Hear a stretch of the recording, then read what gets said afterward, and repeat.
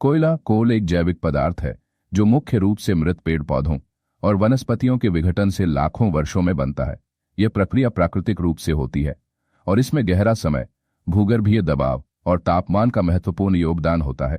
लाखों साल पहले पृथ्वी पर दलदली और आर्द्र क्षेत्रों में घने जंगल पाए जाते थे। इन जंगलों के पेड़ पौधे जब मरकर गिरते थे तो वे दलदल और पानी के नीचे दब जाते थे। इन क्षेत्रों में ऑक्सीजन की कमी होने के कारण मृत पौधों का पूरा विघटन नहीं हो पाता था। इसके परिणाम स्वरूप जैविक पदार्थ धीरे धीरे पीट नामक प्रारंभिक अवस्था में बदलने लगता था। पीट कोयला बनने की पहली अवस्था है जिसमें कार्बन की मात्रा कम होती है।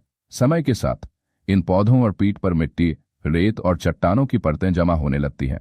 इसके कारण दबाव और तापमान में वृद्धि होती है, जिससे पीट में रासायनिक और भौतिक परिवर्तन होते हैं।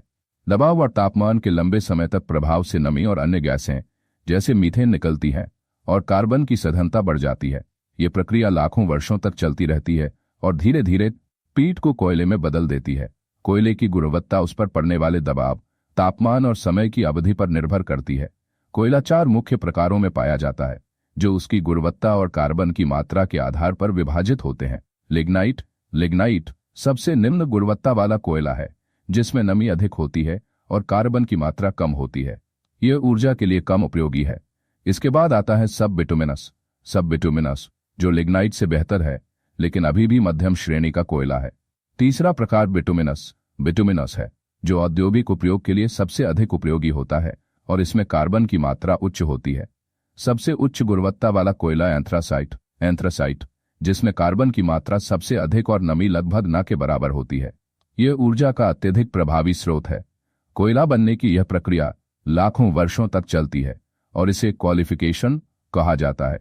यह एक धीमी प्रक्रिया है जो प्राकृतिक परिस्थितियों पर निर्भर करती है। कोयले का निर्माण मुख्य रूप से कार्बनिफरस काल लगभग 30 करोड़ साल पहले के दौरान हुआ था, जब पृथ्वी पर दलदली और आर्द्र परिस्थितियां व्यापक रूप से मौजूद थीं। यही कारण है कि कोयला पृथ्वी की सतह के नीचे गहराई में जमा होता है और इसे खनन के माध्यम से निकाला जाता है। इस प्रकार कोयला प्राकृतिक संसाधनों में से एक है जो ऊर्जा उत्पादन और औद्योगिक क्रांति में महत्वपूर्ण भूमिका निभाता है। हालांकि इसका अत्यधिक उपयोग पर्यावरण के लिए हानिकारक हो सकता है।